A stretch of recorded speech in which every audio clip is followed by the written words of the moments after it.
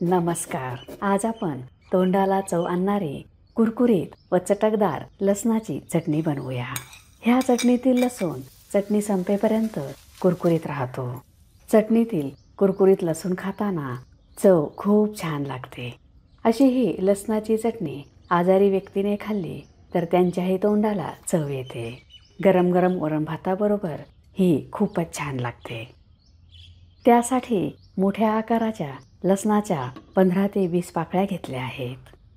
ह्या किसणीने किसून घेऊया. लसूण खाल्ल्याने कोलेस्टेरॉल नियंत्रणात राहते. त्यामुळे ही अशी आरोग्यदायी चटणी दररोजच्या आहारात नक्की समाविष्ट करा. लसूण किसला आहे. कढईत 2 मोठे चमचे तेल गरम करूया. त्यात किसलेला लसूण कुरकुरीत होईपर्यंत तळून घेऊया. गॅसची फ्लेम लो आहे. लसूण करपू देऊ नये. लसूण तळल्यामुळे चटणी खूप दिवस टिकते, चवही वाढते. हा तळला आहे, कुरकुरीत झाला आहे. काढून घेऊया. इथे सांगितलेले साहित्याचे प्रमाण घेतले तर चटणी कोरडी किंवा ओलसर होत नाही. त्यातच अर्धा कप शेंगदाणे भाजून घेऊया. शेंगदाणे काळपट भाजू नये, नाहीतर चटणीची चव व रंग बिघडेल. शेंगदाणे भाजायला जास्त वेळ लागतो, म्हणून आपण हे सुरुवातीलाच भाजून घेणार आहोत. शेंगदाणे थोडेसे फुटले आहेत, म्हणजे भाजले आहेत. ह्यातच अर्धा कप किसलेले सुके खोबरे, 1 मोठा चमचा तीळ, 4 ते 5 कढीपत्त्याची पाने, लाल सुक्या बेडगी मिरच्या 7 ते 8. ह्यांचे तुकडे केल्यामुळे त्या व्यवस्थित भाजता येतात. मिरच्या भाजून केलेल्या चटणीला खमंग सुवास येतो, चविष्ट होते व चटणी खावीशी वाटते. खोबरे व्यवस्थित भाजले तर कितीही दिवस चटणी राहिली तरीही तिचा खवट वास येत नाही.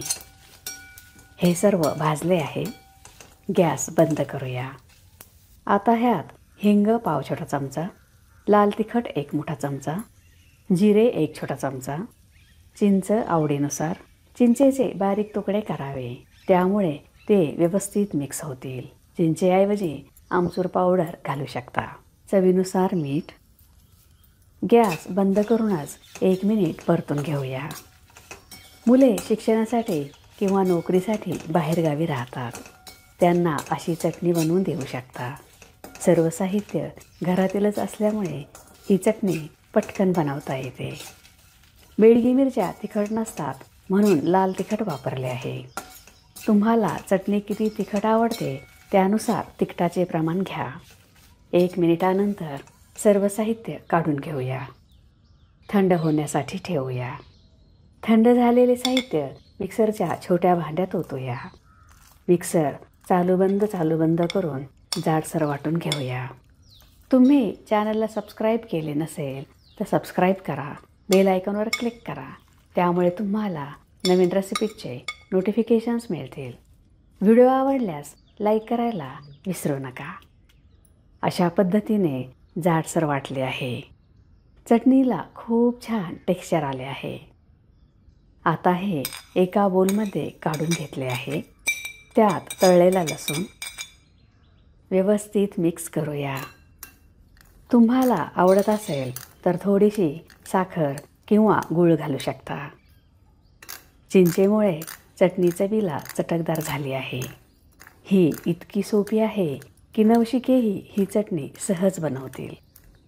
अशा पद्धतीने आपण महाराष्ट्रीयन स्टाईल कुरकुरीत लसणाची चटणी बनवली आहे. ही लसणाची चटणी थालीपीठ, धपाटे, ज्वारीची, बाजरीची किंवा तांदळाची भाकरी, पुरी, ब्रेड, घावन, पराठे किंवा आंबोळीबरोबर खाऊ शकता. वडापाव व भजीबरोबरही खाऊ शकता.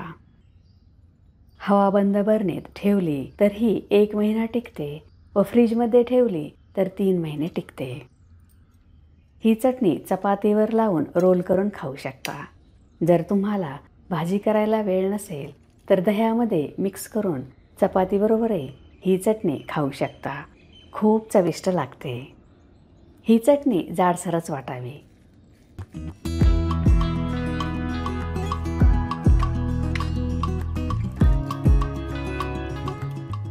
तयार आहे कुरकुरीत व चटपटीत लसणाची चटणी. तुम्हाला जर माझा व्हिडिओ आवडला असेल तर लाईक करा, शेअर करा, सबस्क्राईब करा. बघत रहा शांभवीज किचन. धन्यवाद.